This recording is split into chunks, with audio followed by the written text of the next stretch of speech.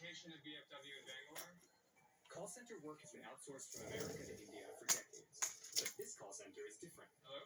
Because many of their clients are actually Indian. When we actually looked at the growth of India, there were a lot of domestic companies that were actually, growing. You decided to do just the domestic market, just companies that are in India. Correct. And that actually did wonders. The fact that Transact Global has found success by serving largely its own market is an indication of just how far the market has come. India's IT sector has evolved so far out of its call center beginnings that it's now a $150 billion industry. This is the corporate headquarters of Emphasis. That kind of looks like Dr. Seth. That's where he's from. This is called the Silicon Valley of India. Bangor specifically as sort of the site for this kind of growth. I'm taking Buddy. Okay. Buddy had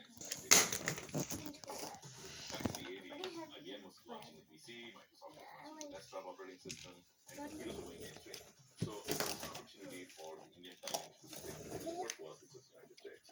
As telecom infrastructure became more stable, Good night, love you. the offshore services that provided a much faster way to write software, because if you can do it pretty much 24 hours a day. And then came Y2K. What was the problem with Y2K that India had to face? The problem was the Western world had written programs that couldn't handle 00 at the end. How do you make sure that the computers don't fail when they come across a 00? And that's the year 2000. That's the year 2000.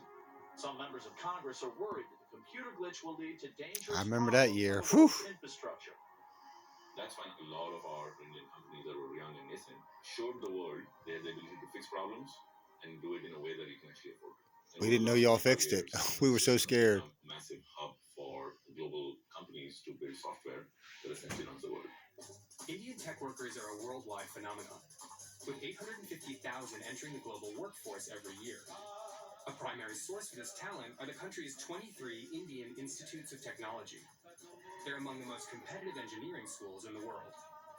The IITs were set up in the 50s as institutions for engineering education and research, modeled after MIT and Cambridge and other things. So this is India's sort of best and brightest engineers. People get in here, and after they finish their undergraduate, they're sought after by all kinds of companies: Google, Facebook, the banks. What are the most Modeled after Cambridge. competitive programs? Computer science.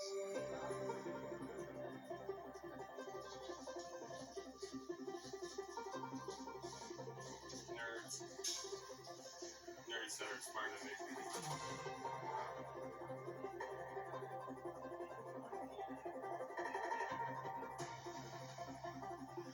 They tell us don't go to college. Best on the entrance exam, right? So even better than everyone at IIT, these are the kids who are the best of the best. Yes. What is it like teaching them? Do you think one of these kids is gonna maybe do something?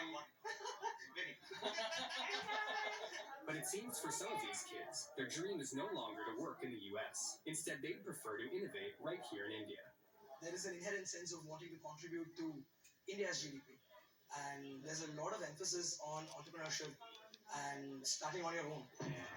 This push towards entrepreneurship has become the primary focus, as basic software engineering skills are no longer enough. In response to this shifting landscape, a number of startup incubators have sprung up to nurture creative ideas out of mathematically built minds.